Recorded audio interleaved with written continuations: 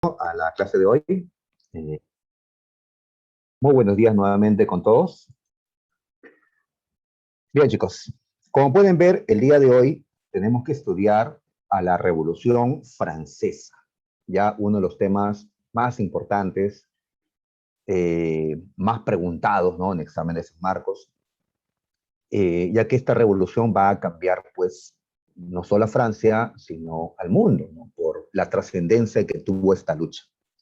Así que hoy estudiaremos qué características tuvo esta revolución, cuáles fueron sus causas, cómo se desarrolló la primera parte de la revolución. ¿Por qué digo la primera parte? Porque hoy no vamos a acabar con la Revolución Francesa. La próxima semana lo haremos. Es un tema extenso. La próxima ya nos vamos a centrar en un personaje llamado Napoleón Bonaparte, pero recordar que la era napoleónica está incluida en la historia de la Revolución Francesa. Buen día también, Tomaila. Así que, muchachos, vamos a avanzar pues con la Revolución Francesa, ¿ya? Uno de los temas más preguntados por la Universidad de San Marcos. Así es, ¿no? Más que otras revoluciones. Muy bien, empezamos con una imagen que estoy utilizando a manera de introducción al tema, ya que esta imagen vino en una pregunta de admisión, ¿ya? San Marcos colocó esta imagen y quería pues que eh, entendiéramos qué representa la imagen. Ya, ¿qué cosa se ve? Es algo que conocemos. Un 14 de julio de 1789, en París, la población se levantó en armas contra su rey. ¿Qué hicieron? Pues asaltaron la Bastilla, un castillo en la ciudad de París, ¿ya? Para conseguir pólvora, para conseguir armas y así defenderse de la represión que el rey podía hacer. Entonces, este fue un episodio tremendo en la Revolución Francesa, la toma de la Bastilla, ya que fue la primera vez que una población le decía no a su gobernante absolutista, ¿no? Esto en Francia. Ahora, ya, eso lo sabemos ya, pero ¿y qué significado tuvo esto? Recuerden ustedes que hombres como defendido el principio del ya que el poder emana del pueblo, que hay un pacto o un contrato social entre el gobernante y su pueblo. Pues ellos consideraron que el rey incumplió el pacto, que el rey violó el contrato y que por lo tanto el rey ha perdido el poder, ¿ya? Y el poder ha regresado al pueblo. Así que el pueblo tiene, ¿no?, el derecho a retomar el control del país. Y es lo que se busca representar, pues, en imágenes como esta, con la toma de la Bastilla. Que la población ha recuperado la soberanía, el poder político, para reconstruir a Francia, ¿no? Para hacerla un estado distinto, ¿no? Muy bien, entonces, ya resolveremos esa pregunta cuando llegue el momento. Muy bien, la Revolución Francesa, muchachos. A ver, ¿qué cosa es esta revolución? Decimos que fue un proceso de luchas liderado por la burguesía, ¿ya? Esta fue una revolución burguesa, como todas las que estaban ocurriendo en este tiempo. Nosotros ya hemos estudiado un par de revoluciones burguesas. ¿Ah? ¿Dónde? ¿Ah? ¿Dónde ya se habían dado revoluciones burguesas? ¿Dónde? ¿Mm? ¿Recuerdan, muchachos, la clase anterior, la anterior? ¿Ah? Ya en dos países que hemos estudiado, ¿no? Ya se han dado revoluciones burguesas. Así es, señorita Emily, así es, Christopher. En Inglaterra fue donde se dio la primera revolución burguesa, la revolución inglesa, sobre todo la revolución gloriosa de 1688. Y la otra, que hemos estudiado también, es la independencia de las 13 colonias, la revolución norteamericana, ¿ya? Que también hizo que Estados Unidos, no solo un nuevo país, sino un país burgués, liberal, capitalista. Así es. Muy bien. Entonces, ahora le tocó el turno a Francia. Francia ahora va a vivir una revolución burguesa, pero no cualquiera. Esta revolución francesa es considerada un modelo de revolución burguesa, ¿ya? La más grande revolución burguesa. No la primera, porque Inglaterra le llevó 100 años, ¿no? De ventaja, ¿no? Pero sí la más grande, la más importante, ¿no? A nivel inclusive, pues, mundial, ¿no? Ya que esta lucha va a ser imitada, ¿no? Por tantos otros. Muy bien. ¿Qué cosa es lo que va a buscar la Revolución Francesa? Pues destruir el antiguo régimen. Nosotros ya hemos estudiado antes qué cosa era el antiguo régimen. Decíamos que el antiguo régimen eran un conjunto de características que mantenía la sociedad francesa y en general la mayor parte de Europa hasta ese momento. ¿Ya? El antiguo régimen era la organización económica, social, política que vivía Francia antes de la revolución. ¿Te recuerdas? Entre las características habían dos que hemos resaltado. El absolutismo, o sea que el rey concentraba el poder, y dos, el feudalismo, que aún existían nobles con muchos privilegios, como si estuviéramos en la Edad Media, cuando ya estamos entrando con esto a la edad contemporánea. El antiguo régimen va a ser destruido en Francia con esta revolución. Francia dejará de ser una monarquía absolutista, dejará de ser feudal, ¿ya? ¿Y en qué se va a convertir Francia? ¿Qué consecuencia trajo esto? Fue una pregunta de admisión de San Marcos. Francia se convirtió en un estado moderno. Moderno en el sentido que Francia va a parecerse ya a la Francia actual. A la Francia actual.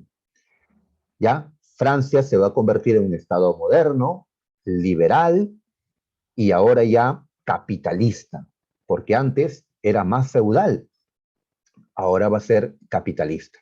Y la burguesía condujo a Francia a esta transformación, con el apoyo de la gente, pues, del pueblo, porque sin esa gente, la burguesía no hubiera podido tomar el poder y hacer los cambios. Necesitaban que el pueblo se exprese en la toma de la Bastilla y otras luchas. Muy bien. ¿Cuándo empezó la Revolución Francesa? Pues en 1789, una fecha, ¿no?, conocida, fácil de recordar, ¿no? 7, 8, 9, ¿no? Facilito. Así que esta revolución se vivió a finales del siglo XVIII. Este año, por cierto, es importante porque este año se toma en cuenta para decir que a partir de ese momento ya el mundo pasa a la edad contemporánea, ¿ya? Que lo anterior a esta fecha era la edad moderna. Ahora estamos pasando a la edad contemporánea que se extiende hasta hoy. Seguimos en la edad contemporánea. Así que los tiempos contemporáneos, como puedes encontrarlo, ¿no?, en historia, ¿no?, ¿no?, expresándose así, los tiempos contemporáneos, pues se iniciaron con la Revolución Francesa, en 1789. Ya, ahí está, ¿no? Así que esta revolución dio inicio a la edad contemporánea. Ahora, ¿y cuándo terminó la revolución? ¿Cuándo terminó?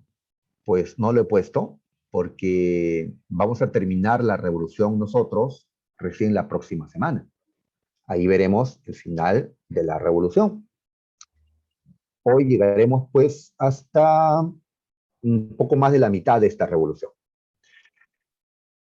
¿Cuándo termina? Pues, a ver, la Universidad de San Marcos nos planteó lo siguiente, ¿ya? Que la Revolución Francesa pasó por 3 etapas. La revolución pasó por 3 etapas. ¿Cuáles fueron estas etapas? La etapa monárquica, O sea, ellos van a mantener al rey, solo que le van a quitar la mayor parte de su poder. Después, la etapa republicana, cuando decidieron ya no tener rey, inclusive le van a cortar la cabeza al rey, ¿ya? Y otros gobernarán Francia, pero no reyes. Y la tercera etapa es la etapa imperial, cuando un hombre volvió a ponerse corona, ¿ya? Ese hombre fue Napoleón Bonaparte, ¿ya? Quien fundó el imperio francés o el imperio napoleónico. Entonces Marcos nos planteó, a través de una pregunta que hizo no hace mucho, que esta revolución pasa por estas tres etapas. ¿Sí? Repito, la monárquica, la republicana y la imperial. Entonces, la Revolución Francesa termina cuando pues finaliza la etapa imperial. Y la etapa imperial, el imperio napoleónico, termina en 1815, cuando Napoleón fue derrotado finalmente en una batalla en Waterloo, en Bélgica. Así que desde 1789 hasta 1815, cuando cae Napoleón en Waterloo, podemos extender la revolución. Estamos hablando de ¿cuántos años? Ah, pues redondeando, 25 años. 25 años. Bastante, ¿no? Así que por eso nos vamos a demorar un poquito en esta historia, ¿ya? Muy bien, ahí está. Vamos a entrar a estudiar cuáles fueron las causas de esta Revolución Francesa. A ver, tenemos a la bancarrota. Así es. El Estado francés se encontraba quebrado, en bancarrota, eh, a finales del siglo XVIII o poco antes de la Revolución Francesa. ¿Ya? Es decir, el Estado tenía muchas deudas, tenía muchos gastos y no tenía los ingresos como para pagar las deudas y asumir los gastos. Era un Estado quebrado. ¿Ya? Muchas veces nos ha pasado a nosotros, ¿no? Tengo que pagar esto, tengo que comprar aquello y vemos la billetera, pues sí, no alcanza, ¿no? Estamos quebrados, ¿no? ¿Qué pasó? ¿Por qué Francia llegó a esta situación de bancarrota? ¿Ya? O de crisis financiera, como le llamó una pregunta de la misión de San Marcos. ¿Por qué llegó a esta situación? Pues vamos a destacar dos fuertes gastos que Francia tuvo años antes de la Revolución Francesa. Uno de estos gastos era el gasto militar, gastos en guerras que no le proporcionaron a Francia provecho, ¿no? Eran guerras improductivas que arruinaron a Francia. Ambas guerras las hemos estudiado, las conocemos. La primera, la Guerra de los 7 Años. ¿Ya? Decíamos que entre 1756 y 1763, Inglaterra y Francia, también otros más, pero estos eran las cabezas de esta guerra, se enfrentaron. ¿Ya? ¿Cómo se le llamó a esta guerra? Pues, si recuerdan las fechas, son 7 años entre el inicio y el final. Entonces, la historia le llama la Guerra de los 7 Años. No la confundas con la Guerra de los 30 años, con la Guerra de los 100 años, ¿ya? Así hay guerras que están nombradas por el tiempo en que duraron. Esto lo habíamos estudiado cuando tocábamos el tema de la independencia de las 13 colonias. Dijimos que Francia fue derrotada por Inglaterra y que Francia tuvo que pagar, tuvo que entregar territorios a los ingleses. ¿Ah? ¿Qué territorio le entregó? ¿Recuerdan? Pues le entregó Canadá, le entregó media Luisiana, que hoy es parte de Estados Unidos, ¿ya? Así, señorita Emily, Canadá fue lo que principalmente perdió Francia en la guerra de los 7 años. Bueno, perdió mucho dinero, perdió hombres, barcos, perdió el orgullo, ya Francia, eso muy, este, bueno, altaneros, pues los franceses, los ingleses, ¿no? Eh, Se cayó Francia. Francia perdió la hegemonía, el liderazgo. Inglaterra pasó a ser la primera potencia europea. Entonces, esta guerra de los 7 años le trajo a Francia crisis. ¿Ya está en bancarrota? Creo que todavía. Creo que todavía se puede soportar una guerra. Pero ¿y si le sumas otra? ¿Cuál fue esa otra? Unos años después, las 13 colonias inglesas en América del Norte se rebelaron y lucharon por su independencia. Y recuerdas, lo vimos, ¿no? Este tema hace un par de semanas, Francia aceptó ayudar a los norteamericanos, ¿ya? Esto lo decidió el rey Luis XVI de Francia, el mismo que será decapitado en la revolución, en esta revolución. Así que Luis XVI aceptó, a pesar que sus ministros le habían dicho, pero su majestad, estamos en crisis, no hay plata, ¿ya? Tenemos que endeudarnos fuertemente para meternos en la guerra de Estados Unidos. Luis XVI dijo, pues, endeúdense. Nos tenemos que desquitar de Inglaterra. Tenemos que recuperar Canadá. Y así Francia apoyó a Estados Unidos en su independencia. Muy bien, Estados Unidos se independizó, Inglaterra perdió esta guerra, pues, pero Francia no recuperó Canadá. Francia había gastado mucho y no había obtenido, pues, ya un gran beneficio de esta guerra. Entonces, cuando vieron las cuentas, cuando vieron los gastos, ahora sí podemos decir que Francia estaba arruinada económicamente. Ahora sí estaba anterior y los gastos de esto. Por eso en un documental, ¿no?, muy famoso que ustedes habrán visto o deben ver, pues, en YouTube, sobre la Revolución Francesa, nos dicen que Estados Unidos fue la tumba de la monarquía absolutista francesa, porque los gastos que tuvieron por meterse a la guerra de Estados Unidos los llevaron a la quiebra. ¿Ya? Muy bien, justamente este problema de la bancarrota va a ser lo que tenía preocupado al rey. Bueno, era culpa de él, ¿no? Él metió a Francia en la guerra de Estados Unidos. ¿Cómo salir de esta crisis? Para buscar salir de la crisis, llamó al Parlamento. Y al Parlamento llegó la burguesía. Y cuando la burguesía llegó, ya no se fue. Se quedó allí y terminó derrotando al rey. O sea que el propio rey, ante la necesidad de recuperar la situación económica, dio inicio a la revolución al llamar a la burguesía, al llamar a los representantes de la sociedad francesa. Ahora, esto es la primera parte, o sea, esto es los gastos militares, ¿ya? Que fueron cuantiosos, pero a esto hay que sumar el otro gran gasto que tenía Francia, gasto interno, derroche de dinero, ¿no? Mantener la corte en el Palacio de Versalles.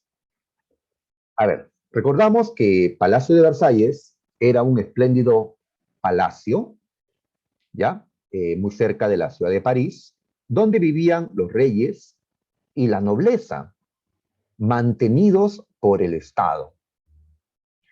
Ahí vivían, pues, unas 5.000 personas, entre toda la élite francesa y los sirvientes que los atendían.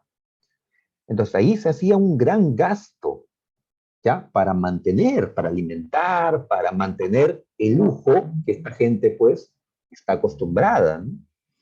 ¿Ya? Ellos no comían, pues, ¿no?, como nosotros, una comida, eh, pues, que sea saludable, que sea rica, pero que no sea cara, ¿no? Ellos no, pues, ellos quieren, pues, no van a comer, pues, papa, no van a comer comida que ellos consideran que es del pueblo. Bebidas igual, ¿no? No van a querer tomar, pues, cualquier vino, ¿no? Sino, pues, finísimos. ¿Ah? ¿Y cuánto está un vino francés? No tengo idea, porque ¿qué voy a costear un vino francés? ¿Para qué? Un vinito peruano, ¿no? Estaría bien. Muy bien, y su ropa, el mantener el palacio en sí, y las fiestas que se organizaban en Palacio de Versalles. Pues Francia se gastaba mucho dinero en mantener a esta gente, ¿ya? En el Palacio de Versalles, ¿ya? Ahí comían bien, vestían bien, ¿no? Eh, pues festejaban bien, y todo con la plata de los impuestos de la gente. Porque el que los ricos gasten su plata, de su plata, es asunto de ellos, ¿no? Cada quien hace con, ¿no?, su dinero lo que considera, ¿no? Pero se estaban gastando la plata del país, la plata de Francia, ¿no? De todos, pues en vez que se inviertan pues en cosas productivas, ¿ya? ¿Y a quién han culpado de estas fiestas? Pues sobre todo a la reina, ¿ya?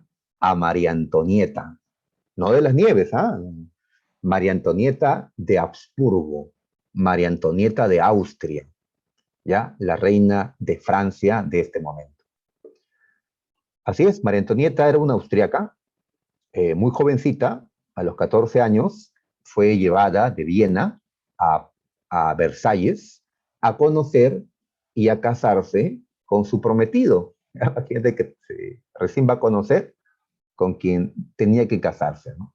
Porque sus padres, ¿no? Los reyes de Austria y los reyes de Francia, pues, habían acordado ese matrimonio. Los franceses y los austriacos habían sido enemigos por mucho tiempo. Los Borbón, que reinaban en Francia, y los Habsburgo, que reinaban en Austria. Pues era tiempo de que ambas familias, pues, se unan. El enemigo era Inglaterra, no ellos, ¿no? Así que se casó la jovencita María Antonieta con un jovencito, ¿no?, de 15 años, Luis XVI, ¿no?, que era príncipe nada más. Muy jóvenes se casaron, ¿ya?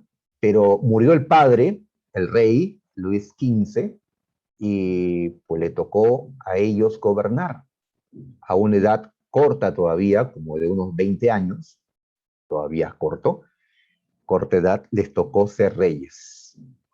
¿Ya? Uno puede reinar, pues, así sea joven, sin tanta experiencia, si las cosas no están muy mal, ¿no? Pero si las cosas están muy mal, Francia estaba viviendo ya una crisis económica, pues se requería, pues, alguien con más experiencia, alguien con mayor, sí, ya, capacidad para enfrentar estos problemas.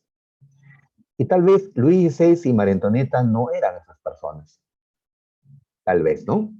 Así es, muchachos.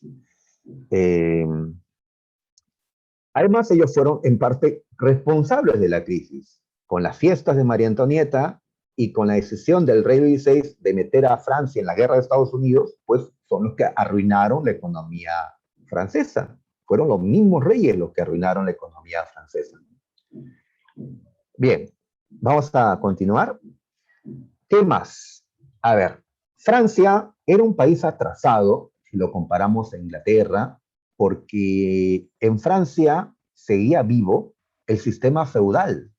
No era pues el feudalismo idéntico al que existió en la Edad Media, porque los señores feudales habían perdido su autonomía política. Ya no podían hacer lo que les daba la gana en sus feudos, en sus tierras, porque ahora había un rey a quien obedecer, un rey absolutista. Pero el feudalismo había sobrevivido. Aún hay nobles, aún hay castillos, ¿no? Hay feudos, hay siervos, hay derechos feudales. Pues mientras no se elimine el feudalismo, Francia no podrá ser realmente capitalista. Y se consideraba, bueno, que el capitalismo era el sistema productivo, eh, ya mejor, ¿no?, que el feudalismo, ¿no?, que generaba mayor riqueza, pero los nobles se negaban, pues, a, a perder, ¿no?, lo que tenían como privilegio desde la época feudal. Por eso la revolución, ¿qué es lo que va a hacer? Pues eliminar el sistema feudal. Otro problema que tiene Francia es la crisis de los cereales. ¿Qué es esto? Pues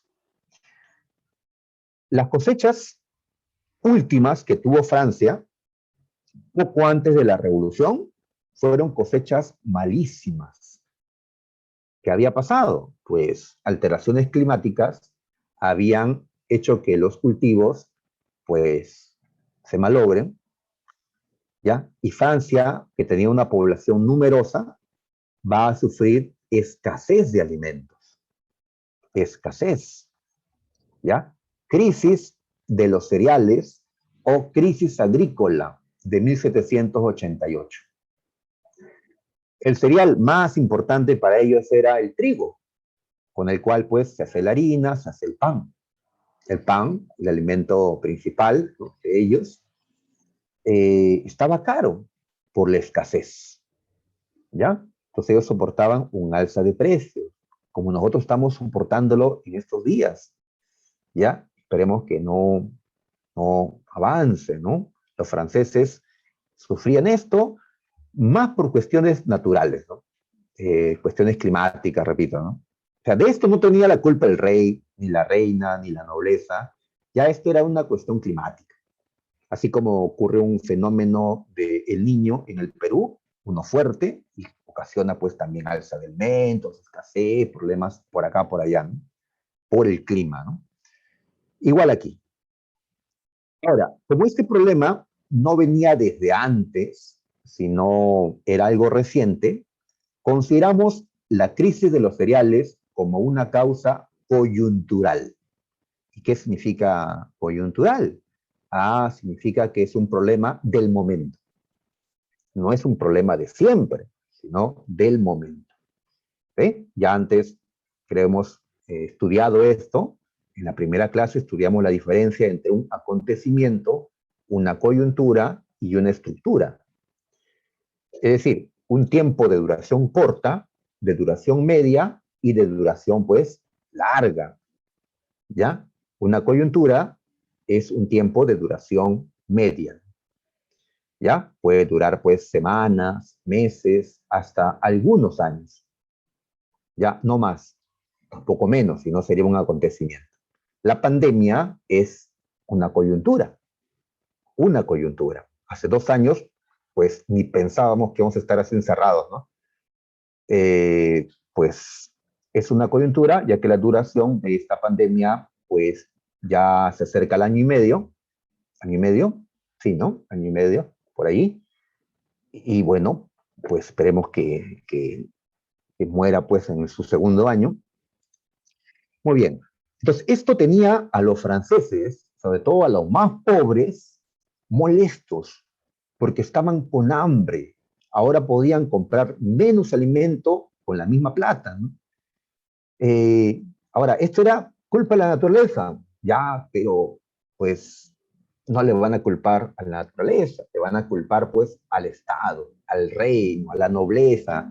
Ah, pues claro, como ellos sabían que en Palacio de Versalles los nobles, pues a ellos sí los alimentos les sobraban, ya sabían que el rey devoraba pues el pan, ¿no? Estaba gordito el rey, pues en cambio ellos sufrían hambre, ¿no?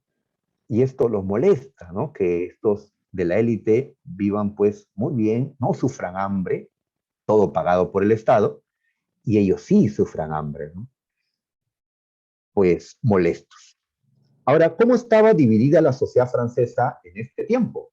En tres estamentos, en tres sectores.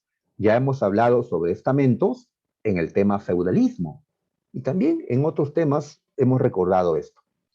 Son tres sectores en que está dividida la sociedad.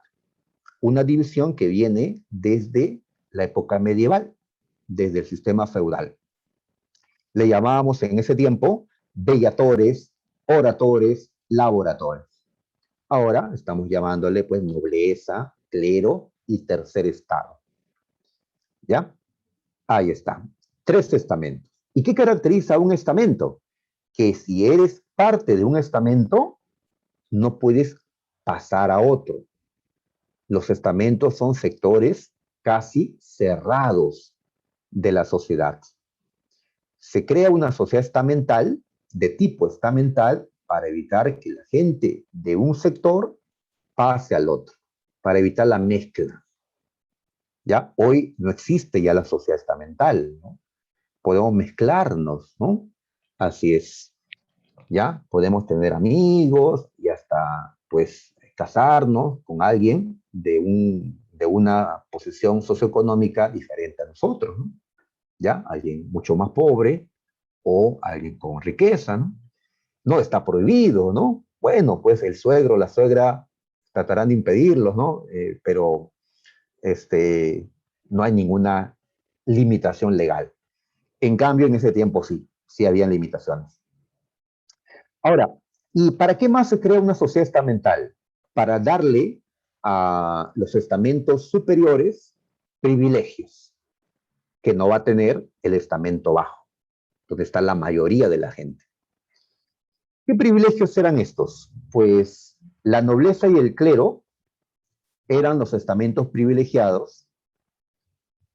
Ellos no estaban obligados a pagar impuestos, ¿ya? Ellos no tributaban al Estado, ¿ya? Pero tenían riqueza. Los nobles tienen feudos, tienen tierras, ahí están produciendo con sus siervos, tienen ingresos, ¿ya? El clero, es decir, los sacerdotes católicos, son parte de una institución muy rica en Francia, la Iglesia Católica, ¿ya? Que goza de muchas propiedades dentro de Francia. Y a pesar de que lo tienen, están exonerados del pago de impuestos, ¿ya? Porque son la gente que apoya al rey. Los nobles y el clero, pues están con el rey, sobre todo la alta nobleza y el alto clero. Entonces, ellos no tributaban. Además, que a la hora de ocupar cargos de gobierno, ¿sí? Ministros, etcétera, para la corte del rey, pues ellos eran llamados para que ocupen esos cargos, la alta nobleza y el alto clero, ¿ya? En cambio, si pertenecías al tercer estado, al tercer estamento o al estado llano, ¿ya? Podemos llamarle de cualquiera de esas formas, pues no tienes esos privilegios. Si eres del tercer estado, sí o sí tienes que pagar impuestos. Pero yo soy pobre, muy pobre, igual pagas impuestos. Pagarás menos, pero vas a pagar. ¿Ya? Ah, ¿yo puedo asumir cargos? No, ustedes no. Son del tercer estado. ¿Ya? Exclusión, ¿no? Política del tercer estado. A pesar que los miembros del tercer estado eran la gran mayoría de la población francesa. El tercer estado era el 97% de toda la población francesa. 97% es casi todo, ¿no? Pero no podían asumir cargos, ¿ya? O sea, la política estaba, eh, ¿no? Excluía a la inmensa mayoría. Muy bien. Ahora, ¿quiénes estaban dentro del tercer estado? Pues campesinos, campesinos. Estaban también los sans-culottes o sans-culotes, ¿ya? No he dicho ninguna grosería, por si acaso, ¿ya? Así le llamaron. Inclusive, San Marcos ya preguntó por quiénes eran los sans-culotes en esta, ¿no?, revolución. A ver, los franceses le van a llamar así, sans-culottes, ya no sé francés, así que me van a disculpar, o sans-culotes, tal como los leo, a aquella población pobre que vivía en las ciudades, ¿ya? Población urbana. Nosotros vivimos en una ciudad y hay gente, pues, pobre en nuestra ciudad, ¿no? Pues ellos serían los sans-culottes ¿no? En este tiempo, ¿no? ¿Ah? Tal vez yo sería un sans-culotte también. Ahí está. Cuando San Marcos preguntó por estos, La respuesta decía lo siguiente: masas urbanas sin ocupación fija. En efecto, la gente pues humilde no tiene una profesión, no tiene un trabajo estable, no tiene una carrera, ¿no? Que le trae pues cada vez más ingresos. No, ellos hacen diversas cosas para mantenerse, venden algo, ayudan acá, ¿no? Un trabajo temporal por ahí, sin ocupación fija, ¿no? Y esto era característico de las masas que vivían en la ciudad. Entonces, los sans-culottes no eran burgueses, ¿ya? No eran burgueses. Muy bien. A ver qué comentan los chicos. Claro, el nombre da algo de gracia, pues, ¿ya? Sobre todo cuando nos preguntamos el significado del término. Ya, sans-culottes. ¿Qué significa sans? Sin, sin. ¿Y qué significa culote? ¿Ya? ¿Qué significa esa palabra? ¿Ya? Pues en peruano significa otra cosa. Pero en el francés, en esta sociedad, ¿qué significa? Pues un culot o un culote es una prenda de vestir, es una ropa, ¿ya? Busquemos una imagen para ver alguna prenda. Es un pantalón corto, ¿ya? A ver, acá hay unas caricaturas, o mejor, creo que acá, a ver, aquí puse al rey, ¿ya? Acá está el rey Luis XVI, bueno, una imagen de la película María Antonieta. ¿Y ves el pantalón que usa este rey? Y que usan en sí todos los varones, ¿ya? ¿Ves? Los pantalones no son hasta, ¿no? Hasta que cubren casi, ¿no? Todo, hasta los pies, ¿no? Los pantalones son hasta las rodillas, hasta un poquito por debajo de la rodilla. Esos eran los pantalones. No usaban pantalones largos como nosotros, ¿ya? El pantalón largo era una prenda revolucionaria, ¿no? ¿Ya? Lo normal era usar el pantalón corto. ¿Cómo se llama este pantaloncito corto? Se llama culottes, ¿ya? Culottes. Muy bien, entonces lo normal es usar un culotte, los varones. Los sans culottes eran aquellos que usaban pantalón largo y por eso le llamaron así, sans culottes, sin estos pantalones, ¿ya? Muy bien, por la manera de vestir, pues aparece el nombre por esa manera de vestir, ¿ya? O sea, yo que estoy usando pantalón largo en este momento, pues sería un sans-culotte, ¿ya? Porque uso pantalón largo y no el corto. Muy bien. Entonces, ¿qué importancia tienen los sans-culottes? Pues importancia es que ellos hicieron la revolución. Fue una lucha más de los sans-culottes que de los campesinos. En París, sobre todo. Y en París, ¿cómo se llama la masa de gente que allí vivía? Sans-culottes. Sans-culotte. ¿Ya? Muy bien. Ahora, pero ellos no dirigieron la revolución. ¿Ya? Los cambios que se dieron en Francia se aprobaron en el Parlamento, en el Congreso. Y los que estaban ahí sentados tomando las decisiones eran los burgueses. La burguesía francesa también pertenecía al tercer estado, al estado llano. Los burgueses, ya muchos de ellos tenían un montón de plata, a pesar que tenían un montón de plata, seguían en el tercer estado, seguían en el estamento más bajo, que no se supone que por riqueza y por estudios, también tenían estudios, eran muchos profesionales burgueses, deberían estar arriba.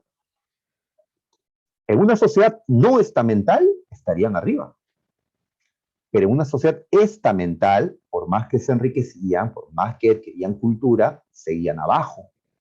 Por eso la burguesía está en contra de la sociedad estamental, porque no le permite progresar, ascender, ¿ya? Pues, muy bien, la burguesía pertenece al tercer estamento. No son la mayoría, son una minoría, pero son la gente que más riqueza tenía. Y son los que tenían también estudios. Por eso ellos son los que serán los parlamentarios, los políticos los que van a decir, este es el camino que hay que seguir, tomando las ideas de Rousseau, de Montesquieu, de los filósofos que hemos estudiado antes.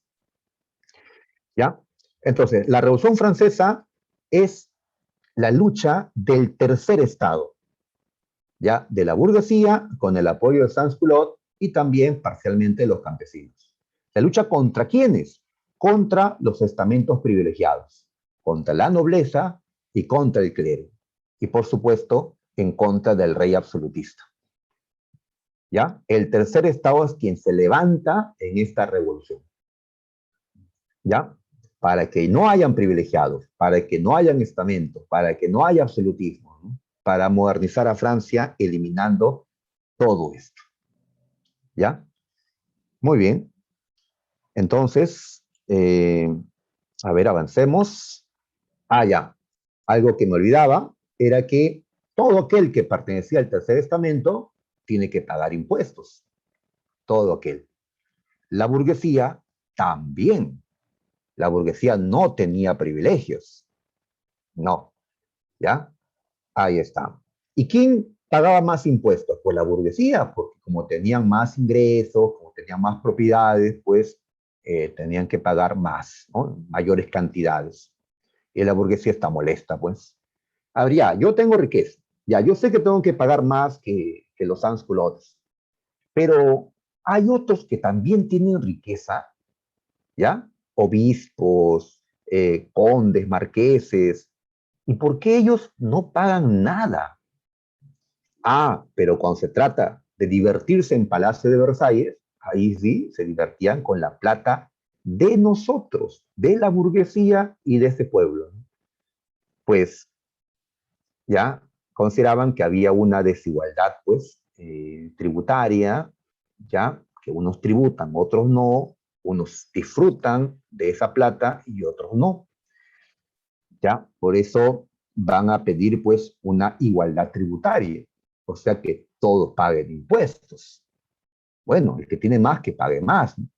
Pero todos tienen que pagar impuestos, no a los privilegiados, ¿no?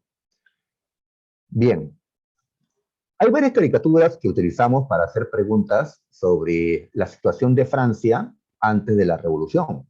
Se recuerda que en examen de admisión ahora nos pueden colocar pues imágenes, como ya vino la imagen de la toma de la Bastilla, ¿no? Pues aquí, por ejemplo, ¿qué es lo que vemos? En esta caricatura de ese tiempo, vemos a los tres estamentos. Identifiquémoslos, a ver. Este que lleva una cruz es un clérigo, un sacerdote católico. El que está detrás lleva una espada, es un noble. Los nobles son pues los caballeros, los descendientes, los señores feudales.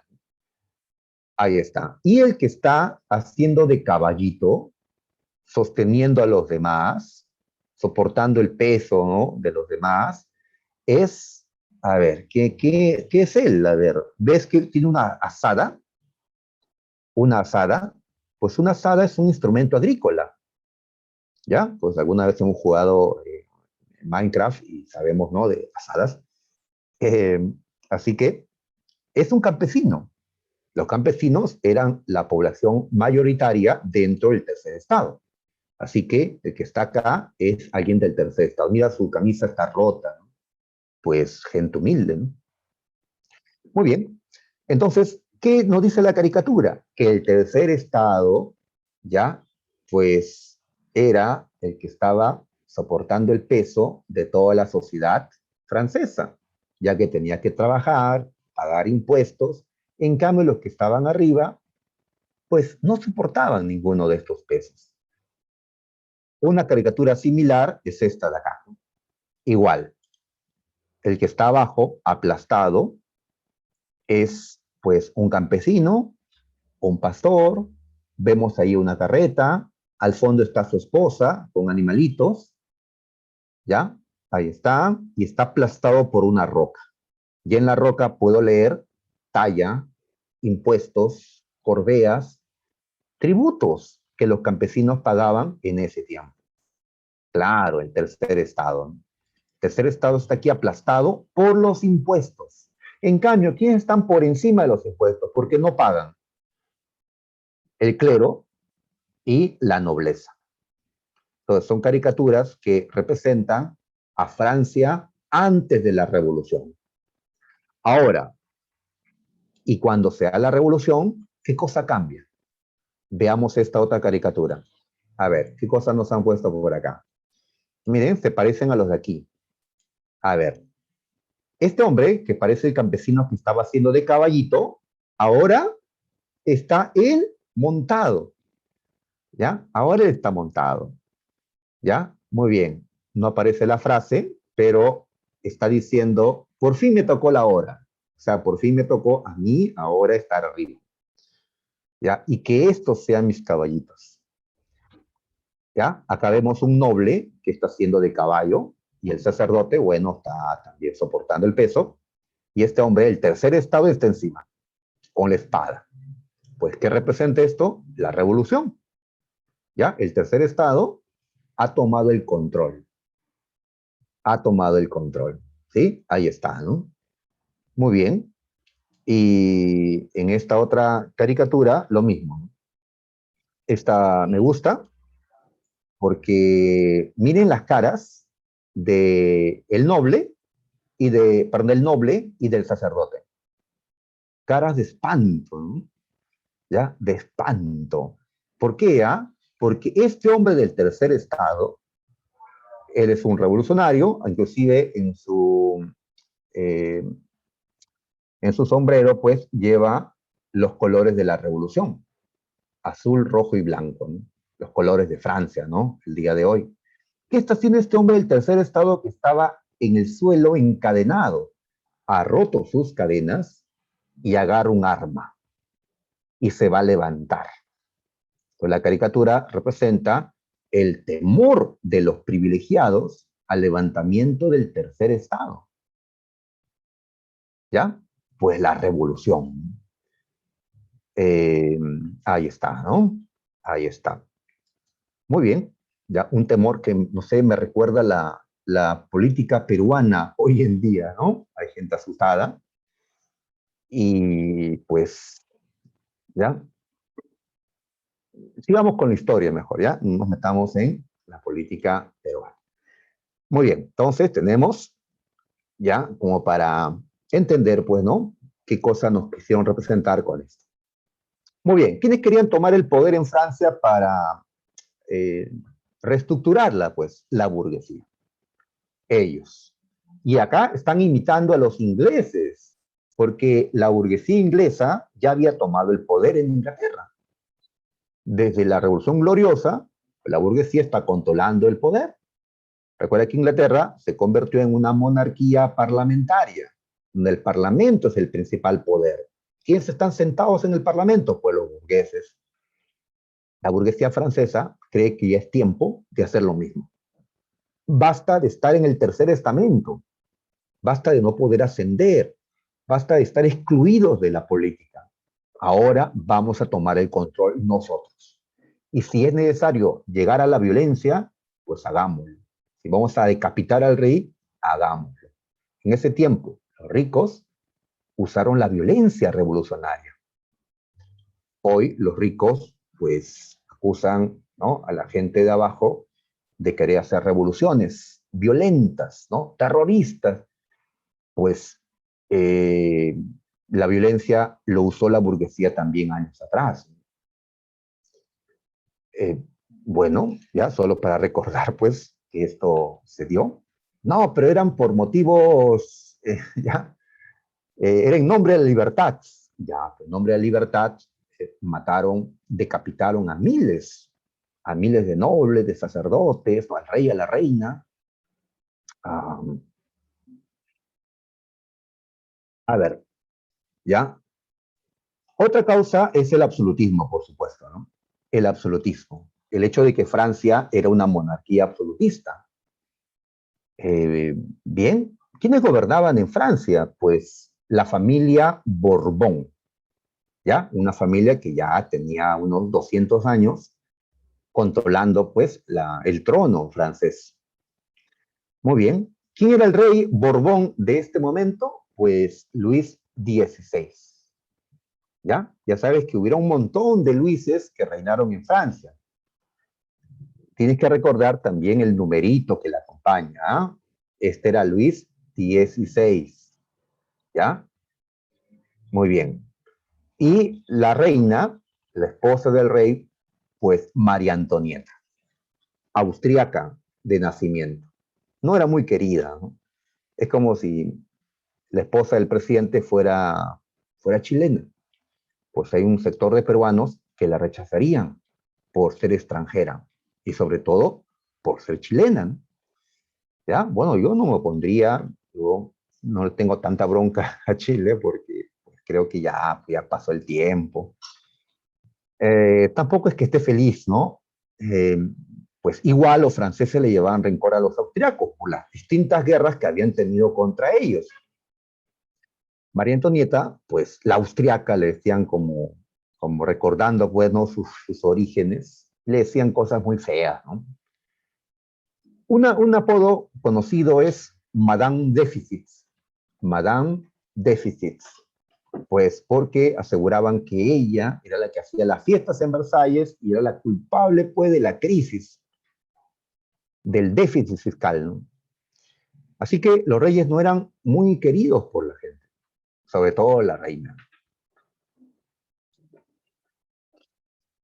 ¿Ya? Ahí aparecen, pues, los reyes.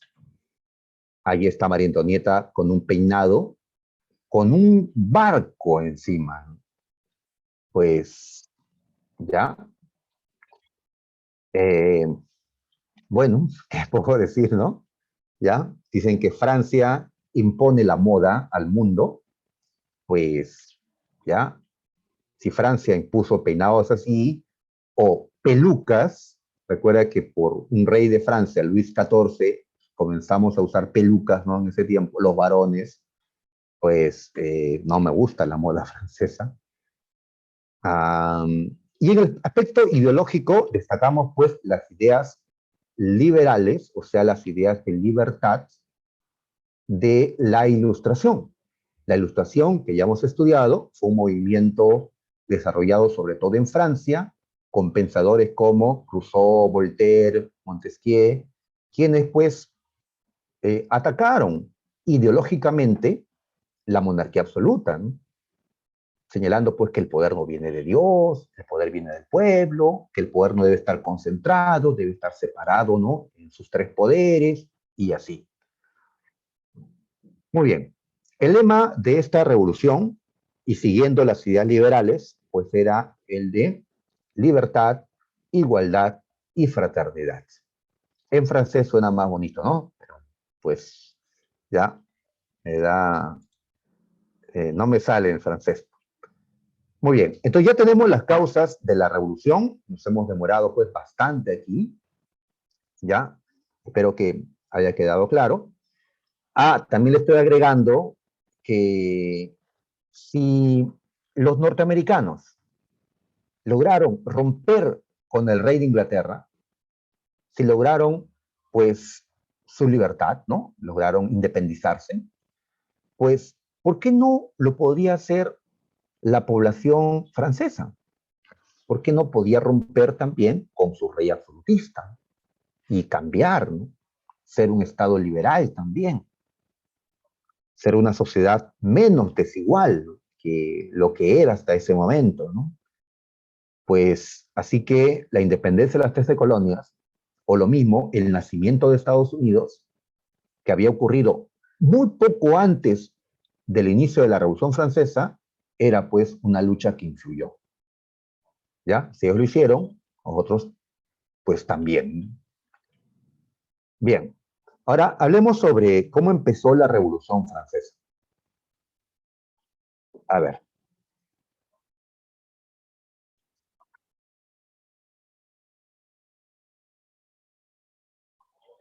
ver, muchachos. La revuelta nobiliaria.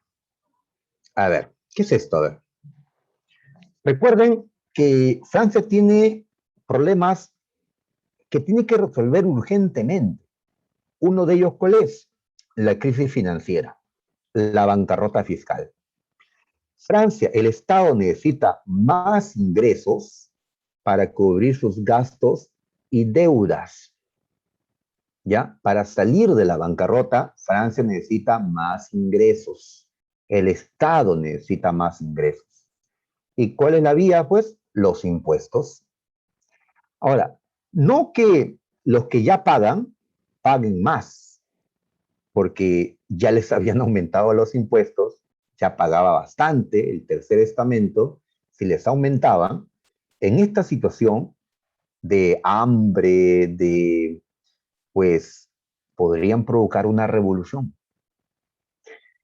La idea es hacer una reforma tributaria, pero que ahora paguen los que no pagaban, ¿ya? ¿Y quiénes eran los que estaban exonerados, recuerdas? Los nobles y el alto clero, el clero, ¿ya? El alto clero y la nobleza pues vienen a ser lo mismo, porque los que integran el alto clero, los que están en los altos cargos en la Iglesia Católica, eran gente de la nobleza, de familias nobles.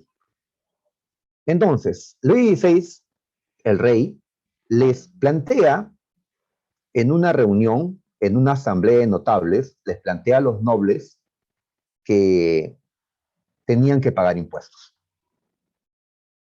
Esto puede ser solo temporal, pero tienen que pagar, porque Francia necesita de mayores ingresos. Esta era la solución para salir de la bancarrota. ¿Qué contestaron los nobles en esta asamblea de notables? Notables, ¿no? Los nobles. ¿Qué dijeron? Dijeron, no, usted no puede hacer esto, Su Majestad. ¿Ya? No puede hacerlo. Nosotros nos hemos ganado los privilegios. ¿Ya? Nuestros antepasados sirvieron, ¿no? Al rey. Se ganaron los privilegios. Le dijeron al rey que no tenía el poder para hacerlo. ¿Cómo que el rey no tiene el poder? Es una monarquía absoluta. Pues le recordaron que cuando se cambian los impuestos, cuando se cambia, ¿no? Esta situación tributaria, no se hace solo con la voluntad del rey, sino con la voluntad también de los tres estamentos. ¿Ya? Le señalan al rey que esto se tiene que aprobar en un parlamento. Y Francia había tenido un parlamento, solo que ese parlamento no se convocaba hace casi 150 años. El parlamento en Francia tiene como nombre los estados generales. Los estados generales. ¿Ya? En los estados generales se llama a representantes de los tres estamentos, nobleza, clero y el tercer estado. Y allí, junto con el rey, deciden, aprueban. Entonces, la nobleza dijo no, ¿ya? Y si van a hacer algo, primero tienen que convocar a los estados generales. Así que a esto le llamamos la revuelta nobiliaria. Es decir, los nobles le dijeron no al rey. Convoca a los estados generales si desea continuar con esta idea. Así que el rey, ¿ya? Pregunta a su ministro, a Necker, y Necker dice sí, ¿ya? Necker estaba de acuerdo con los cambios, así que está llevando al rey a las reformas. Era el ministro de las reformas a esta Necker. Muy bien, entonces se convocó a los estados generales y así comenzaron a, a elegirse representantes de los tres estamentos. Muy bien, y con esto empieza la revolución. En su primera etapa, la etapa monárquica. ¿Ya? Recuerda, son tres etapas: monárquica, republicana e imperial. Estamos recién empezando. A ver, entonces se convocaron a los estados generales. ¿Ya? Ahí está, en esta imagen podemos observar a los representantes de los tres estamentos. ¿Ya? Ahí están. Muy bien. Entonces tenemos al clero, a la nobleza y al tercer estado. Los representantes del tercer estado eran pues burgueses en su gran mayoría. La burguesía ahora estaba participando ya en la política, ya, y ellos llegaron para quedarse, para asumir el control. ¿Quién preside la reunión? Pues lo ves ahí en su trono, el rey, Luis XVI. Recuerda que acá todavía no hay una distinción entre ejecutivo, legislativo, judicial, no hay separación de poderes en una monarquía absoluta. Así que el rey está en esta asamblea que se supone es el poder legislativo, pero él la preside, como si el presidente de la República, ¿no?, del Perú presidiera el Congreso, ¿no? No se puede dar, ¿no? En nuestro caso, ¿no? Muy bien, ahí está, reunión de representantes de los tres estamentos. La Universidad de San Marcos nos preguntó para qué el rey convocó a los estados generales. A ver, si han seguido esto, ¿qué contestamos? Pues lo que el rey quería, llamando a la gente, era poder aprobar una reforma tributaria. ¿Y para qué la reforma tributaria? Para sacar a Francia de la crisis financiera o la bancarrota fiscal, de esta situación de quiebra en que se encontraba. Para eso, ya se llamó a los estados generales. Y el rey se lo dijo claramente. Ustedes están solo para esto. ¿Ya? Luego, se puedan ir. Ahora, los burgueses, ¿qué decían, no? Entre ellos, ¿qué decían? Sí, o sea, solamente vamos a decirle sí al rey y nada más. No, ¿ya? Nosotros estamos aquí para, pues, cambiar a Francia. ¿Y qué necesita Francia? Francia necesita una constitución. Una constitución, ¿qué es lo que hace? Pues limita el poder del rey. ¿Qué más hace una constitución? Pues eh, prescribe, ¿no? Regula, establece los derechos y libertades fundamentales de los franceses. ¿Ya? Ahí está escrito, ¿no? Tenemos derecho a la libertad a, pues esto es lo que Francia necesita. ¿Ya? Ellos miraban la constitución que Estados Unidos había creado un par de años antes y pues querían una suya. Muy bien, pero el rey les dijo, ustedes solamente han venido para esto. Entonces, rey contra la burguesía, el tercer estamento. Esto es una pelea política entre ellos, los políticos. Todavía el pueblo no participa en la revolución.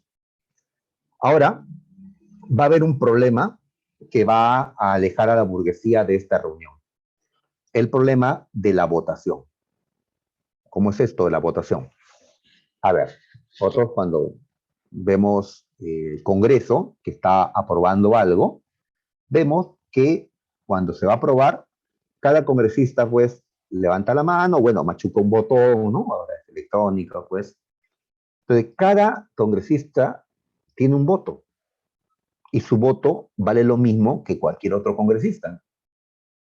¿Ya? Muy bien. ¿Cómo se vota acá? Aquí no se votaba así. El voto no era por persona. El voto era por estamentos. Hay tres estamentos aquí representados: clero, nobleza y tercer estado. ¿Ya? Muy bien. Entonces, cada estamento, como grupo, tenía un voto como grupo. ¿Ya? Así es. Entonces, los 300 nobles que estaban allí, pues tenían que discutir los asuntos y al final tomar una decisión. Y esa decisión equivalía a un voto. El clero, los 300 sacerdotes, también un voto. Y el tercer estado, también un voto. Algo curioso es que el tercer estado tenía 600 representantes. Los otros 300, 300. Ya el tercer estado 600. ¿Para qué tenían mayor número? ¿Ya? Uno aprovecha el número en el Parlamento, pues para tener más votos. Pero acá, ¿de qué servía el número? Si igual votaban como estamento. O sea, los 600 equivalían a un voto. Entonces, esta manera de votar por estamentos fue rechazada por el tercer estado. ¿Ya? Fue rechazado. La burguesía dijo, no, ¿ya? No. Así no se debe votar. ¿Cómo se debe votar? Pues miren cómo se vota pues en Estados Unidos, en Inglaterra. Voto por persona. Voto por persona, como se vota actualmente. Pues eso propuso la burguesía en el tercer estado. Muy bien, pero el rey no estuvo de acuerdo. El voto tiene que ser, como siempre ha sido, por estamento. La burguesía dice, pero, a ver, siempre vamos a perder. Tenemos un voto. Los nobles uno, el clero uno, pero nobles y clero están juntos. Ellos siempre serán dos votos. Siempre nos van a ganar. 2 contra 1. Entonces, la burguesía, los representantes del tercer estado, ¿qué hicieron? Se levantaron en protesta a esta votación por estamentos que el rey dijo que iba a ocurrir. La burguesía se levantó y abandonó los estados generales. Digamos que es el primer acto revolucionario, ¿no? ¿Ya? Porque dicen no, no queremos participar acá si así son las cosas. ¿A dónde se fueron? Pues se fueron a otro ambiente a seguir reunidos, a seguir reunidos, ¿ya? Así es. Dijeron, a ver, ellos, ¿a quiénes representan? Al 3% de los franceses. Ellos, la nobleza y el clero. Nosotros, ¿a cuántos representamos? Al 97%. Nosotros somos los reales representantes de la sociedad francesa. Los otros, eh, ya, los otros no. Entonces, estos hombres que abandonaron la reunión crearon su propia asamblea, que fue llamada Asamblea Nacional. Nacional porque decían representar a prácticamente toda la nación francesa. Ahí está. Entonces, esta es una reunión aparte, por separado. ¿Ya? La burguesía se separó. Ah, pero algunos nobles los acompañaron. Varios sacerdotes también los acompañaron, diciendo, estamos con ustedes. O sea, no eran 600, eran más, ¿ya? Es que entre los nobles y entre los sacerdotes también había gente que estaba de acuerdo con los cambios, que creían pues que lo mejor para Francia era que sea un Estado liberal, con una constitución, etcétera. La mayoría de nobles y de sacerdotes no estaban de acuerdo con el cambio, pero esta minoría sí, y se unió a los del tercer estado. Ahora, el rey, preocupado porque esta ruptura, pues no le sirve, y él quiere que se aprueben las reformas tributarias, ¿qué hace? Pues le deja sin lugar donde reunirse a los de la Asamblea Nacional. Cuando fueron a reunirse al día siguiente, encontraron el local donde se habían reunido cerrado, cerrado, con un letrero que decía cerrado por reparaciones. Pues el rey no quería que se reúnan para que vuelvan a los estados generales. ¿Qué dijeron ellos? No vamos a regresar. Reunámonos, no importa en el patio. El patio no es un lugar de reunión, ¿no? No importa. Así que fueron al patio, en el Palacio de Versalles, que es enorme. Había un patio donde se jugaba la pelota. Una pelota de trapo, una especie de raqueta, y se golpeaba con la pelota, uno le pasaba al otro. Un juego parecido al frontón o al tenis. Un juego con la pelota. ¿Ya? Muy bien, se reunieron en ese lugar y allí hicieron un juramento. Ese juramento aparece en esta pintura. Le llamamos el juramento del frontón por el parecido al deporte, ¿no? Frontón, o el juramento de la pelota, también le llaman. ¿ya? Por haberse hecho en el patio, ¿ya? De juego. ¿Qué juraron? Es ahí que tienen el brazo levantado, que están haciendo un juramento, ¿ya? ¿Qué juraron? Pues el rey no nos va a separar, ¿ya? Juremos mantenernos unidos hasta darle a Francia una constitución, que es lo que Francia necesita. Juraron crear una constitución, ¿ya? Eran los parlamentarios, ¿no? Muy bien. En la pintura, por cierto, aparecen en este espacio un sacerdote y también un noble, junto con, ¿no? Otro del tercer estamento. ¿Por qué los representan así? Recuerda que una parte de la nobleza y el clero se sumaron, ¿ya? Entonces están diciendo bienvenidos. Gracias a ustedes podremos, ¿no? Aprobar la constitución, ¿no? Muy bien. Entonces, ahí está el juramento. Eh, ¿Ya? Puede ser, ¿no? Puede ser, como lo he escrito, badminton, ¿ya? Puede ser, ¿ya? Eh, Me parece que es algo diferente eso, ¿no? Ya, pues, no importa, ¿ya? No había fútbol, todavía no había básquet, no había voleibol, pues no habían deportes que hoy nosotros conocemos, ¿no? Muy bien. Entonces, la burguesía dijo no, ¿ya? El rey dijo, ya está bien, ya pueden reunirse juntos. El voto será por persona. El voto será por persona. Esto, pues lo celebra la burguesía, lo celebra el tercer estado. El voto será por persona. Así que se volvieron a juntar los del clero, la nobleza y el tercer estado. Volvieron a juntarse. Pero esta reunión ahora cambia de nombre. Le vamos a llamar Asamblea Nacional Constituyente o simplemente Asamblea Constituyente. Es lo mismo, los estados generales, solo que ahora se llama Asamblea Constituyente, son las mismas personas, el rey sigue acá. ¿Y por qué el cambio de nombre? Porque la burguesía, ¿qué se había propuesto?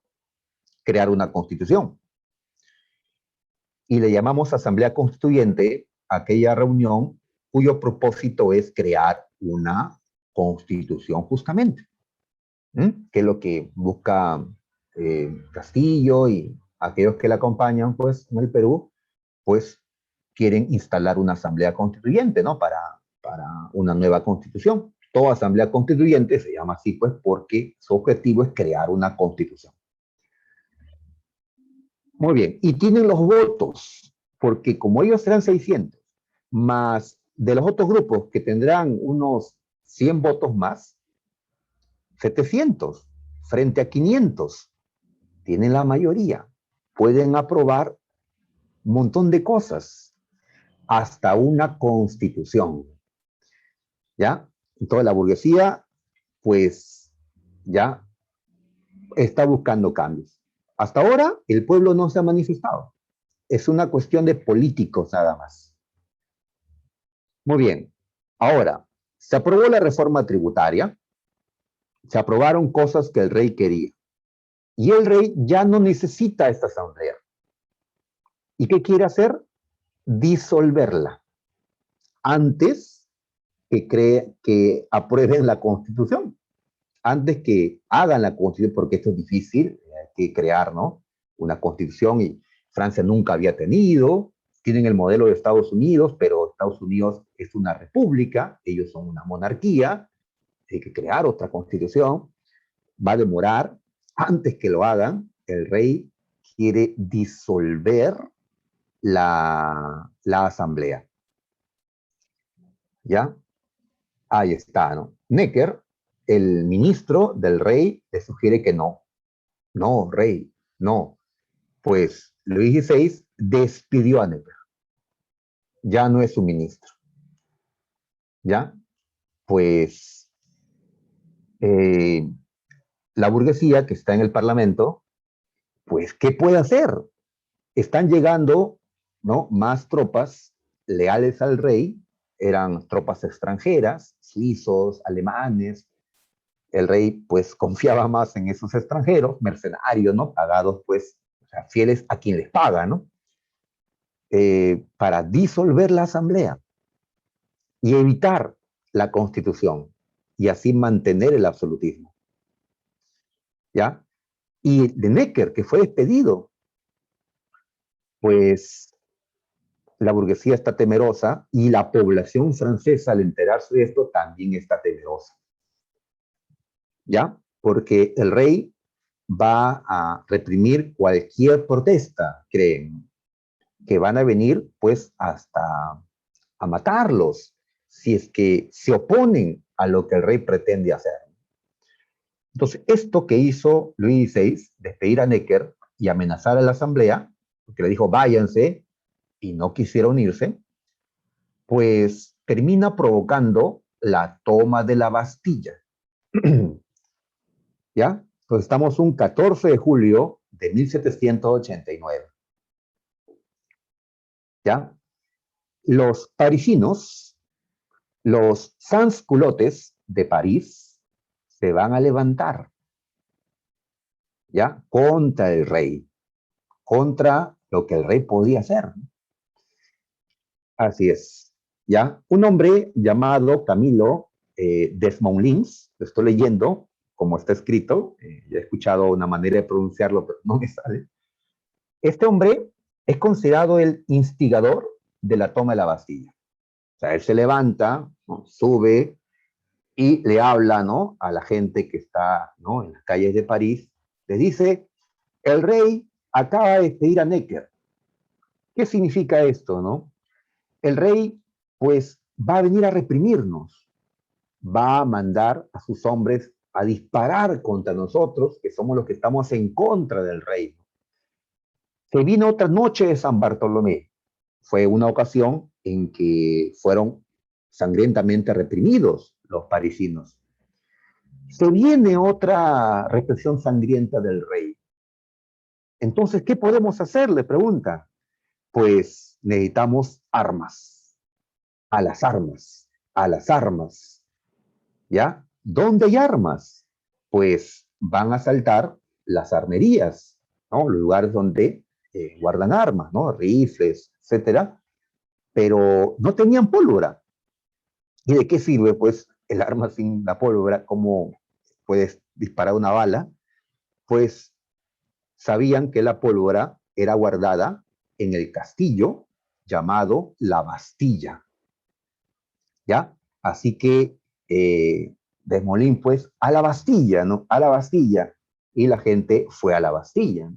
Una multitud, ya con algunas armas, fue a la Bastilla para conseguir más, para conseguir pólvora, para conseguir cañones, para estar preparados cuando el rey venga con sus tropas leales y quieran, pues, establecer, ¿no? El orden a balazos, ¿no?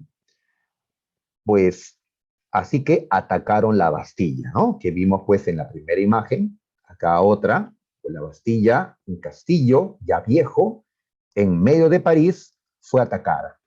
Atacada porque los guardias no dejaron entrar a la gente. ¿Con qué cara? Pues no, el que dirigía la Bastilla iba a ver al rey, pues, y decir, sí, lo entregué tranquilamente la Bastilla a la gente. Pues entonces fue violentamente. ¿Ya? ¿Cómo terminó la toma de la Bastilla? Pues esos guardias terminaron pues ejecutados. Y el que los dirigía, decapitado, su cabeza en una pica, en una lanza. Pues la violencia revolucionaria empezó. Ahora sí, la revolución pues se hizo popular, se hizo violenta. ¿Ya? Ahí está. La población salió armada. ¿Ya? Y ¿recuerdas lo que preguntó San Marcos? Pues, ¿qué simboliza la toma de la Bastilla? Simboliza que el pueblo ha asumido la soberanía, ha recuperado el poder, ¿ya? Debido a las arbitrariedades del rey, ¿ya? Entonces, el rey es el que ha roto el pacto social. Por lo tanto, pues el poder regresa al pueblo. Ideas, pues, de la ilustración, ¿sí? Que el pueblo le ha dado poder al gobernante a través de un pacto social, y si el gobernante no gobierna en favor del pueblo, está rompiendo el pacto. El poder regresa al pueblo. Muy bien, entonces ahí está la toma de la Bastilla. Y la Bastilla fue destruida porque era un símbolo del absolutismo. No tenía muchos presos, solo 7 en ese momento, pero antes el rey había pues metido preso allí a gente opositora. Además, la Bastilla sirve para colocar cañones arriba, y si un día el rey toma el castillo con guardias leales, desde ahí cañonearían al pueblo que está en París. Pues esto era peligroso para ellos. Muy bien, ahora esto se repitió en las provincias de Francia. ¿No? Todo esto pasó en París, ¿no? En la capital. En los alrededores, en las provincias, pues se dieron otras luchas. Otros castillos fueron también atacados. Los castillos, además, eran símbolos del feudalismo. ¿Ya? En nuestros tiempos, pues no tiene sentido construir castillos, ¿no? Las paredes de roca ya no evitan, pues, que pasen, ¿no? Los atacantes. Son destruidos fácilmente ahora. Así que son símbolos del feudalismo, de una feudalidad que ya debía terminar. Así lo exigían los campesinos, sometidos a la servidumbre por parte de los señores feudales. Así que el ataque a los castillos era pues un ataque al feudalismo, al sistema feudal. Muy bien, a este periodo donde los castillos y los nobles eran atacados, se le conoce como el periodo del Gran Miedo. El gran miedo para los feudales. Ok, muy bien. Entonces, ante todo esto, ante el levantamiento popular y armado, ¿qué hace el rey Luis XVI? Pues no hace nada en contra de la gente. El rey ve que todo se le escapó de sus manos. No puede controlar a toda esta gente, porque hasta soldados están a favor de la revolución. Pues el rey no disolvió la Asamblea Constituyente. La burguesía que está allí podrá seguir elaborando la Constitución gracias a que la población se levantó. El rey no se atreve a disolver la Asamblea. Y la gente decía, Necker, Necker, ¿ya? Necker. Pues el rey volvió a contratar a Necker como su ministro de Economía, ¿ya? Pues los ministros son importantes. Mira, Castillo, todos los problemas que le dicen pues por los ministros, ¿no? Pues ahí está, ¿no? Así que el rey, temeroso, había dado un paso atrás, ¿ya? Prácticamente el absolutismo ya no existía por el levantamiento popular, ¿ya? Muy bien. ¿Qué hizo la Asamblea Constituyente? Anuló los derechos feudales. Así que los nobles ya no tenían derechos sobre los siervos. Los siervos eran libres, pues al quitarle su mano de obra, pues están destruyendo el sistema feudal. Los nobles ya no tienen los privilegios de antes. El feudalismo ha sido eliminado. ¿Ya? ¿Qué más? Han elaborado ya unos artículos de lo que va a ser más adelante la Constitución, así que estos artículos los van a publicar. Y se va a llamar este documento la Declaración de Derechos del Hombre y del Ciudadano. Un poquito largo el nombre, ¿no? Ahí está. Muy bien. ¿Qué cosas se consagra, qué se prescribe, qué se establece en este documento? Ha sido pregunta de la Universidad de San Marcos. ¿Ya? San Marcos ha preguntado 2 o hasta 3 veces, me parece, por esta Declaración de Derechos del Hombre. Por eso, pues lo he colocado acá. Obviamente no todos los artículos, porque nos tardaríamos una hora en analizarlos artículo por artículo, no es necesario, pero sí los más importantes. ¿Ya? A ver, estamos con el tiempo. La Declaración de Derechos del Hombre y del Ciudadano. ¿ya? De 1789.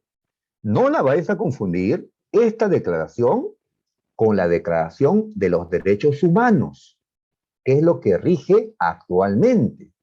La Declaración de los Derechos Humanos se dio recién en 1948.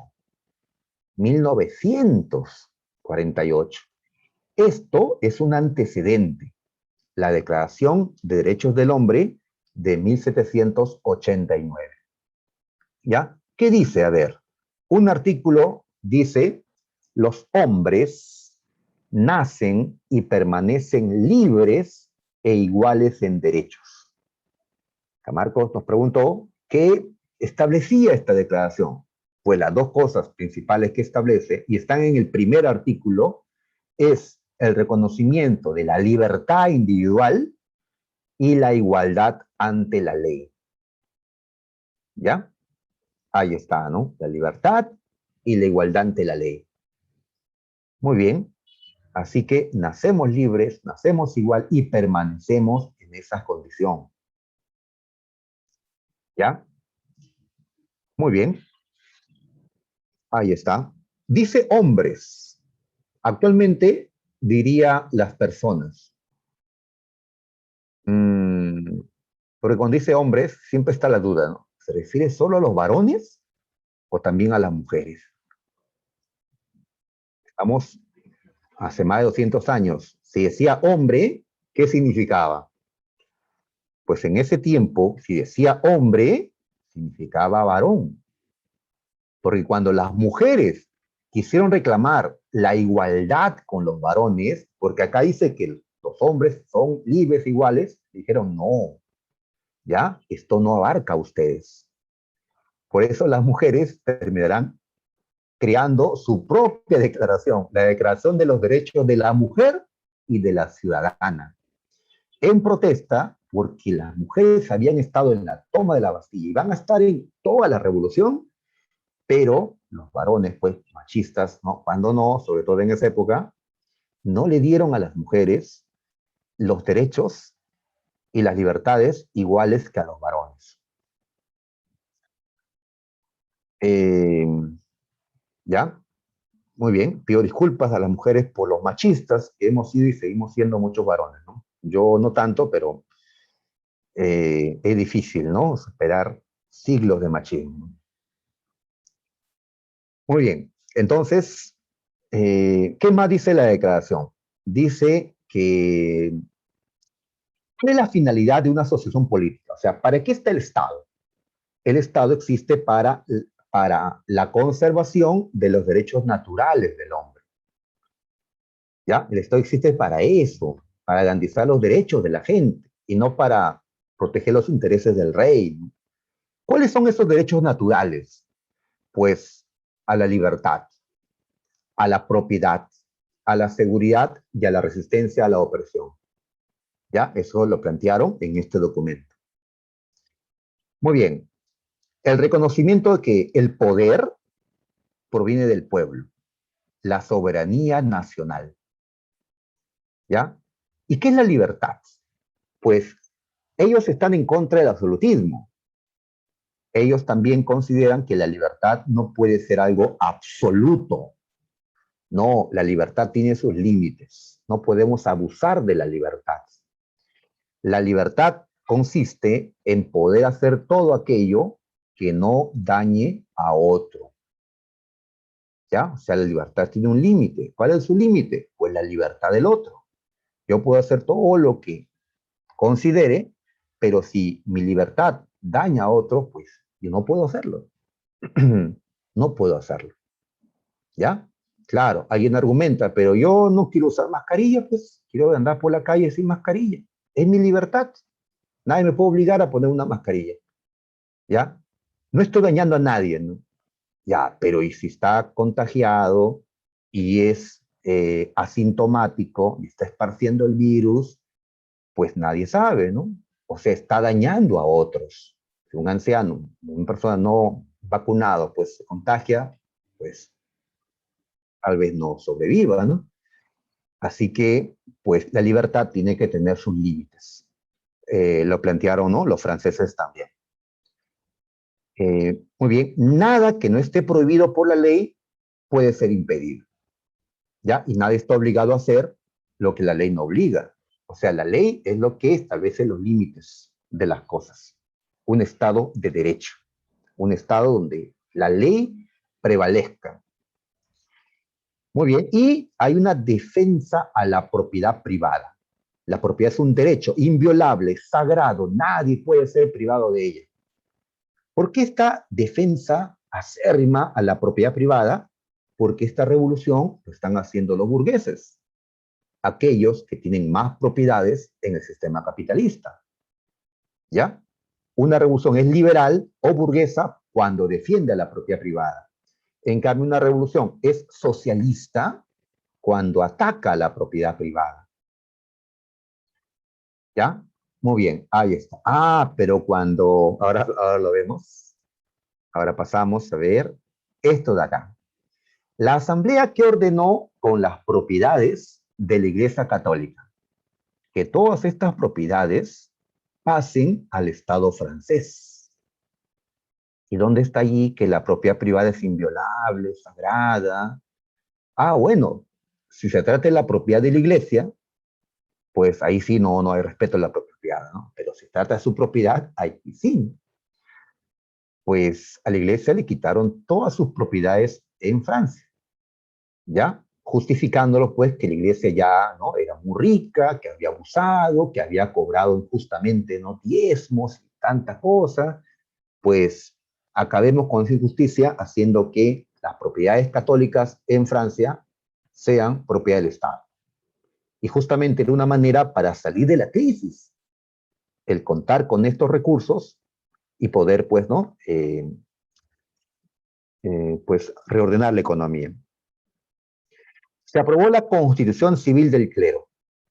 Este era un documento que obligaba a los sacerdotes a ser leales con el Estado francés, con la revolución, y no con la iglesia, porque estos sacerdotes son franceses, y más importantes que son franceses a que sean sacerdotes, ¿no? Y le deben lealtad, ¿no? A esta nueva Francia que está surgiendo. Les obligaron a jurar, pues hubo los sacerdotes que lo hicieron porque estaban de acuerdo con los cambios, habían otros que dijeron no, ¿ya? No. Por eso muchos sacerdotes con el tiempo huirán de Francia. Otros van a ser decapitados más adelante, ¿no? Porque la revolución vio con malos ojos a los sacerdotes. Bien, sigamos. Se aprobó por fin la Constitución. En 1791, Francia logró aprobar su primera constitución y la segunda constitución moderna. La primera es la de Estados Unidos. ¿Ya? Es un dato importante, muchachos. ¿eh? Ya nos han preguntado sobre la primera constitución, la de Estados Unidos. Pues la segunda es la de Francia. Profe, Inglaterra, que hizo la primera revolución burguesa, es que Inglaterra no tiene constitución. No todos los países tienen constituciones. Inglaterra tiene un sistema jurídico diferente, ya distinto. Por eso ellos no tienen constitución, ya como si lo tenemos, pues, la mayoría de países. Muy bien, Francia entonces legalmente ya era una monarquía constitucional. El absolutismo fue eliminado, ya. El rey seguirá haciéndolo, pero su poder quedó muy reducido. El rey perdió la mayor parte de su poder. El rey reina, pero no gobierna. ¿Ya? Hay separación de poderes, eh, la Constitución incluye la Declaración de Derechos, así que las libertades y todo esto. Muy bien, Francia ya no es absolutista, ya no es feudal, ha prácticamente roto con la Iglesia Católica, ya no hay estamentos, porque en nombre de la igualdad ante la ley no pueden haber privilegiados, no pueden haber estamentos. Entonces, Francia ya cambió a 2 años de la revolución. ¿ya? Así es. En este dibujo aparece un noble acá, un sacerdote y un hombre del tercer estado, pues creando la constitución, ¿ya? Porque los nobles y el clero terminaron aceptando.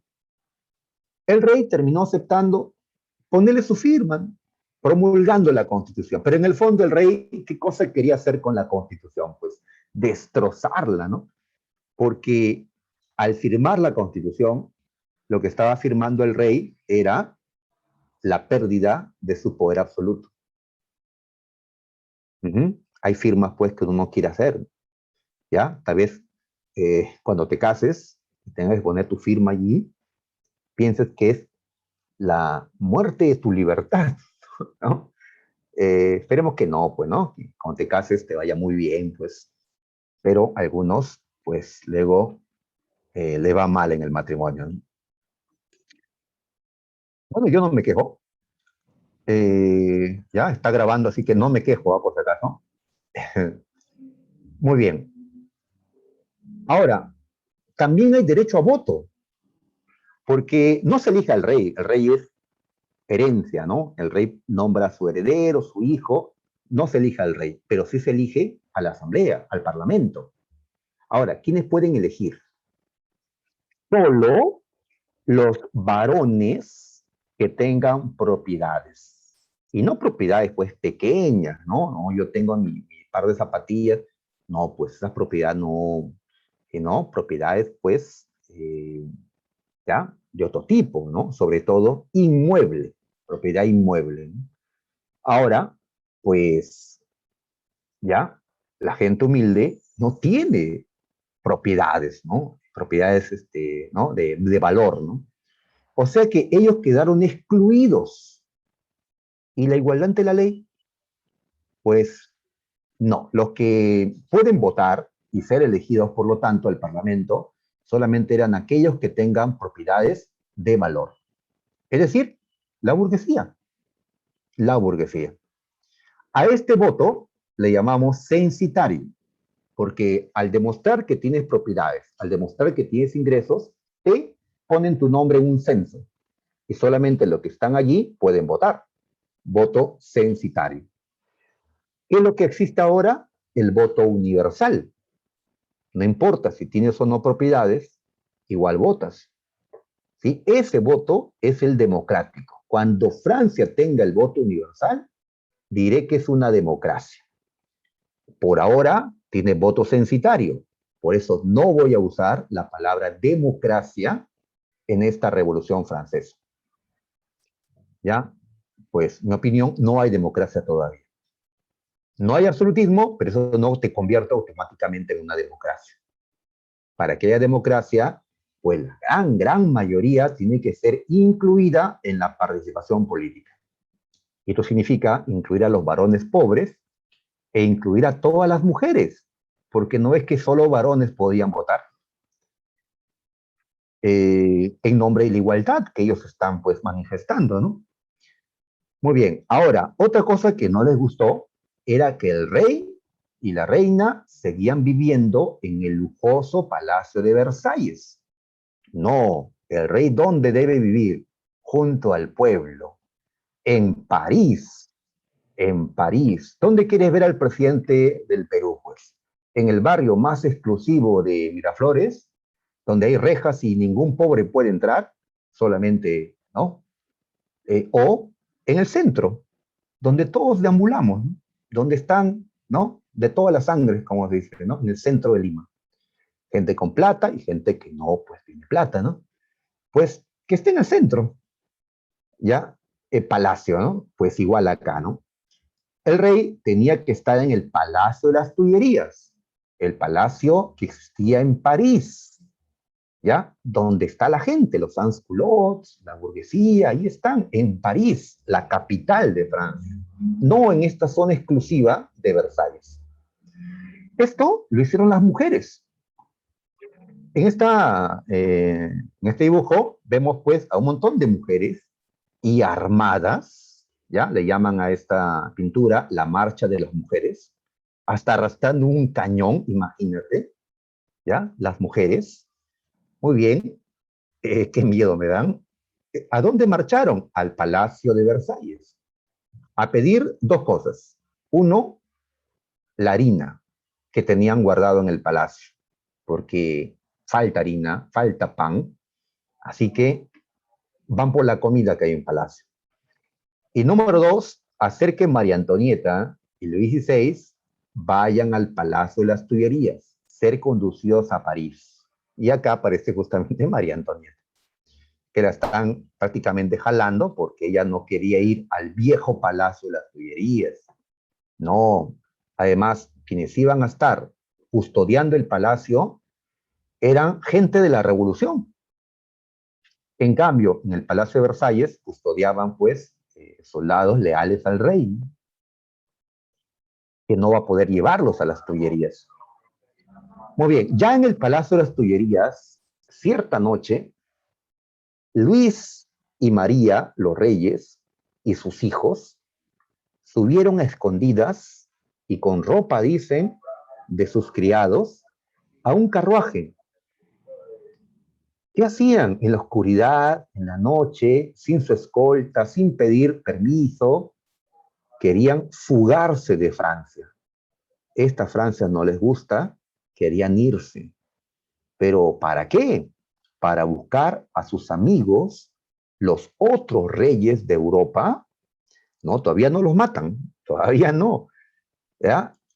Los reyes ahí están. Es que como siempre habían tenido reyes los franceses, querían mantener la tradición. Y bueno, ¿a quién le corresponde ese rey? Pues a los Borbones, ¿no? Que eran la familia que siempre reinó. Los ingleses hasta ahora mantienen la figura del rey, y los españoles, ¿no? Y los belgas y otros.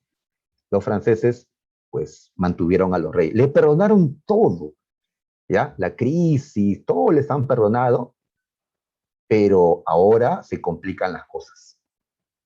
Los reyes intentan huir, ¿ya? Querían llegar a Bélgica. Está lo más cerca de París, es Bélgica. Bélgica en ese tiempo le pertenecía a Austria, o sea, que si llegaban a Bélgica tendrían la protección de la familia Habsburgo, la familia de María Antonieta, que gobernaba en Austria. Para eso iban allá, pero estaban cerca de la frontera, en Varenes, y los reconocen. Ya era de día, los reconocen. Es el rey. No, ya, yo no soy el rey. Llegan los guardias, identifíquese. Pues tuvieron que identificarse, ¿no? Los reyes de Francia. ¿Y qué hacía la familia completa, ¿no? Cerca a la frontera y con esas ropas. Se estaban fugando, no había otra explicación, no había otra, ¿no? El rey no dice nada porque ¿qué podía decir? ¿No? Entonces, los van a regresar al Palacio de las Tullerías, pero lo van a tener como decimos ahora, en detención domiciliaria. Eran prácticamente prisioneros de la revolución, no podían escaparse. ¿Y ahora qué opina en el Parlamento? Que los reyes deberían ser destituidos. Deberíamos dejar de tener reyes. Son unos traidores estos reyes que han querido huir de Francia. Muy bien, entonces se da una nueva asamblea, la asamblea legislativa, con otra gente ya. Los burgueses tenían el control de la asamblea, por supuesto, pero van a comenzar a diferenciarse. A ver, tenemos a los fuldenses, que eran el partido que estaba a favor de que Francia siga siendo una monarquía constitucional. Pero también estaban los girondinos y jacobinos. Ellos consideraban que Francia debía ser una república, ya no una monarquía. Los girondinos eran moderados, es decir, quieren construir la república poco a poco, dando el derecho a voto primero a poca gente y con el tiempo ya a los demás. Los jacobinos eran republicanos radicales, en el sentido que quieren extender el derecho a voto ya a todos los varones, sin importar cuánta propiedad tengan. Los que estaban a favor del voto universal masculino eran los jacobinos. Los girondinos no, que voten únicamente la gente, los varones que tengan propiedades. Así que habían varios grupos Y todo se complica porque la revolución debió terminar aquí. Todo se complica porque dos reinos atacan a Francia. Austria y Prusia comienzan a invadir a Francia. Estos dos reinos eran absolutistas y temían que la revolución llegue a sus reinos y los reyes de esos lugares pierdan también el poder. Dos se unieron para destruir la revolución francesa. Entonces, la revolución ahora entra a, pues se convierte en una guerra. Había que defender la revolución frente a ejércitos extranjeros, enviados por déspotas, ¿no? Reyes déspotas. Muy bien, un general prusiano, Brunswick, amenaza a los franceses. Cuidado con hacerle algo a Luis o a María, a sus reyes. Si hacen algo a sus reyes, los prusianos destruiremos París. ¿Por qué extranjeros están protegiendo a nuestros reyes? Se preguntaban los franceses. ¿Por qué? Son cómplices, son traidores, dirán, ¿no?